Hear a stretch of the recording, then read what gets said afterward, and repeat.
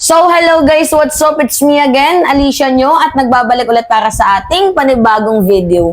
So, mga minamahal, alam nyo naman na mayroong wake and bake issue. Itong si Kitty Duterte kasi meron nga pong nag-snitch na kaibigan niya na hindi na po masikmura ang kakagamit niya ng MJD umano. Kaya inisnitch niya na sa social media na yung, syempre yung tatay niya, ang kampanya, war on drugs. Tapos yung anak, abay, hindi niya man lang mapagsabihan na isa din palang gumagamit ng di umano MJ, Mary Jane. So ngayon mga minamahal, ito yung mas may malala pa pala doon. Meron pong di umano masiselan, malalaswang litrato ang kumalat ngayon sa thread at sa X. Tingnan nyo mga minamahal Hirap kasi nitong baka maano tayo. Tingnan nyo to, pakita ko sa inyo mga minamahal. Yan. Yung mukha na lang ni Kit. Diba?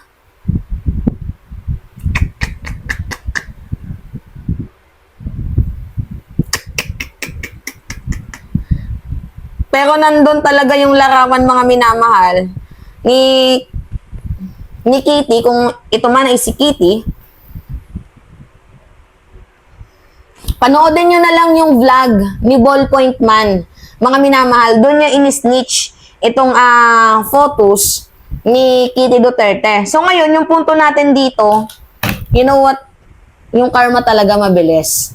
'Di ba? Sa kanyang public account, wake up people. Sa kanyang dump account, wake and bake. Kagaya nga ng sabi ko sa inyo, ito yung yung tinutukoy ata di umano ni Zian Gaza na isang black sheep sa kanilang pamilya. Okay, sige, magpaka-Gen Z ka. Pero yung you are promoting kababuyan, di ba parang ang pangit tingnan? May video pa nga mga minamahal, tingnan nyo. Itong si Kitty. Tingnan nyo.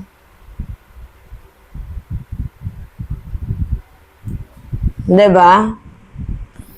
Ang bastos. Ang baboy.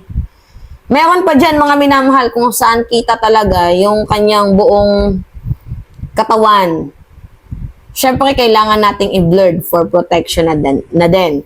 Pero yung punto ko kasi dito mga minamahal, ang baboy talaga. Ewan ko ba, hindi ba ito pinagsasabihan ng magulang niya kung totoo man? 'Di ba na yung mga kumakalat na whole body niya. Wala pa siyang tattoo nun, mga minamahal. Gawa nga po ng medyo bata pa siya doon. Parang din Andrea B din, yung nagigitara. Diyos mio naman. Wala namang masama kung magpaka Gen Z ka. Pero sana, 'di ba tingnan nyo, may mga boyfriend, girlfriend na nagvi-video ng kanilang ginagawang katarantaduan tapos pag kumalat, iiyak-iyak.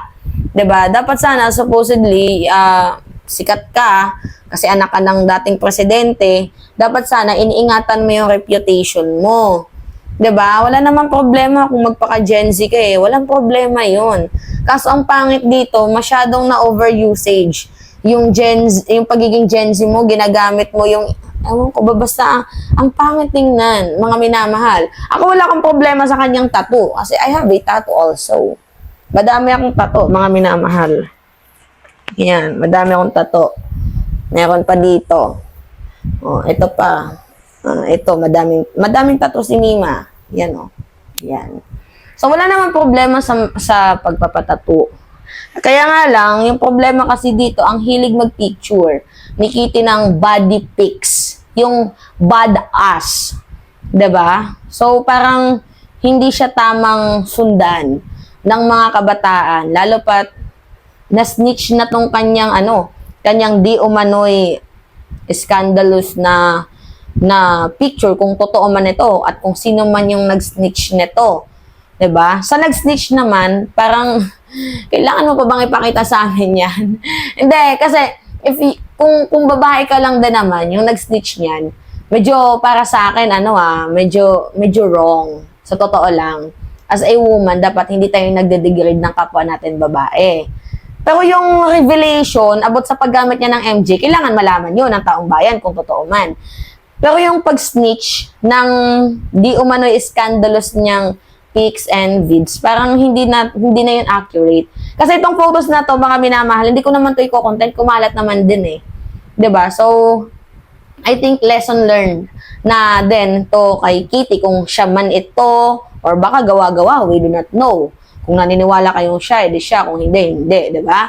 So, para sa akin, dapat yung nag-snitch nito, tumahimik na lang kasi personal life niya na din naman yan eh. 'Di ba? Bahala siya, ibalandra niya yung katawan niya or magmukha siyang kop-kop dyan. Hayaan niyo siya. Buhay niya yan. Pero yung gusto lang namin ditong malaman kung, 'di ba, syempre, yung wake and bake, talagang literal na kailangan malaman yun ng taong bayan. Pero yung kanyang katawan na binabalandra, meron pa nga dito yung puwet niya eh. Nasaan na ba yun? Pakita ko sa inyo mga minamahal. Yung puwet niya, tingnan nyo. Ito yung mga panahon na wala pa siyang tattoo. Wait lang, pakita ko sa inyo Ito yung mga panahon na wala pa siyang tattoo. Tapos, nung meron na siyang tattoo, mga minamahal, ito na. Pakita natin sa inyo. Yung pinakita natin picture kanina, bata pa siya doon. Ito, wait lang. Wait.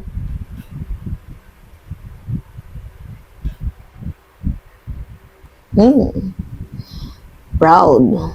Wala naman problema, dami nagbibikini eh. Pero maraming naniniwala na photos niyan kasi si Kitty nga, may tattoo nga sa may legs. Pati dito sa may niya. Yan o. May tattoo.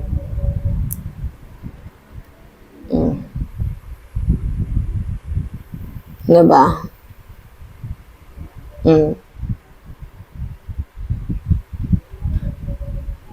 May nag-snitch. Ito pa.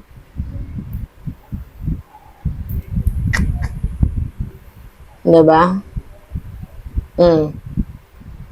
Yan o. Katawan. Yan ang tattoo niya. Kailangan pa bang picturean yan? Yung mga private part mo? Ito. Kailangan pa bang picturean yan?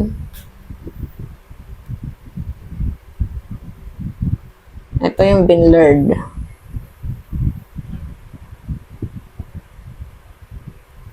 Ito yung mirror shot.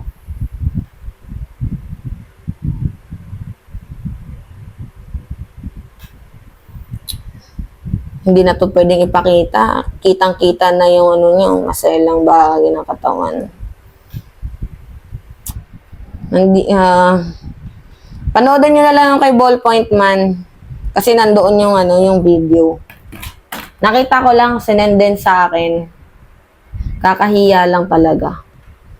So, nandiri tuloy. Ito yung content na pinaka nandiri tuloy ako.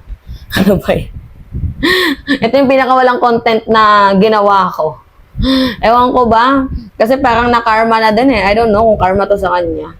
Diba yung mga kaibigan niya, binabackstab din siya. Diba? Ang hirap nun, no? Yung may kaibigan ka, backstabber. Alright. Yun po. Ingat, mga kababayan.